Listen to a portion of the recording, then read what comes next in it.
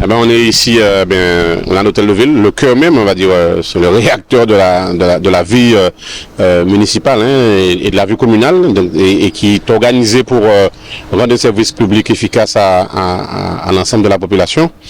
Il y a bien entendu d'autres services qui ne sont pas simplement à l'hôtel de ville, qui sont aux services techniques, qui sont aux affaires scolaires, qui sont au CCAS, qui sont dans les maisons France Service au niveau de la collectivité. On est un peu répartis sur le territoire. Mais aujourd'hui, on a voulu faire une journée porte ouverte. Donc, j'ai banalisé la journée pour l'ensemble des agents territoriaux. Donc, quelques élus qui sont disponibles aussi m'accompagnent.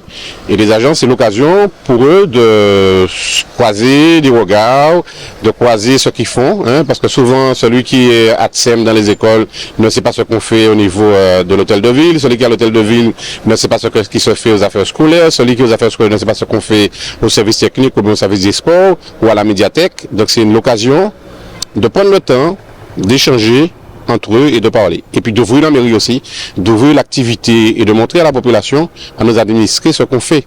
Et que depuis, parce que aujourd'hui, 5 juillet, c'est l'anniversaire où on a passé l'écharpe. C'était René Philogène qui a même passé l'écharpe le 5 juillet 2020. Et donc le 5 juillet 2023 fait 3 ans, donc bilan à mi-mandat.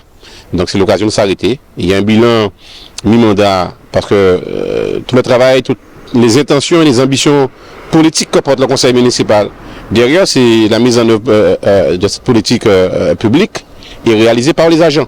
Et donc c'est un temps pour eux, des agents. Il y aura aussi un temps pour vendredi soir, un temps pour la politique, un bilan mi-mandat avec les politiques, avec les militants, avec les sympathisants. C'est une direction grand public et c'est l'occasion de lancer des réunions de quartier dans tous les quartiers pour dire à la population, voilà ce qu'on a réalisé.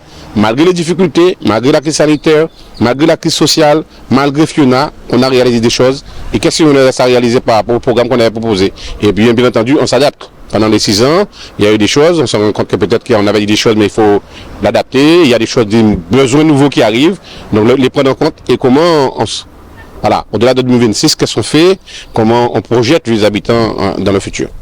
Je pense que c'est surtout, on a aujourd'hui, il y a une demande forte des administrés, de la population, de mieux comprendre ce que font les élus. Les élus, quelles que soient nos différences politiques, s'investissent beaucoup, font beaucoup de choses, mais n'est pas suffisamment connu pour la population. Donc, on est souvent critiqué, à raison par moment, mais souvent à tort. Et donc, l'idée, c'est de dire, montrons ce que font les élus. Donc, j'ai commencé à vieux habitants. Oui, j'avais dit aussi, dans le cadre de ma campagne et de mon programme municipal, la question de l'expérimentation, la question de l'innovation doit être aussi l'ADN de cette équipe-là. On essaie de le faire avec nous-mêmes. Je bouscule mes élus, mais je bouscule aussi les agents, les cadres administratifs pour innover, pour prendre des chemins. On ne sait pas toujours quelle est la réponse qui va arriver, mais on sait qu'on doit tenter autre chose, on sait qu'on doit travailler différemment, on sait qu'on doit être à l'écoute de la population et on sait que notre manière de répondre doit sortir des champs traditionnels, des sentiers battus. Il faut explorer les champs du possible. Donc innover, expérimenter est quasiment l'ADN de ce groupe, de cette équipe municipale.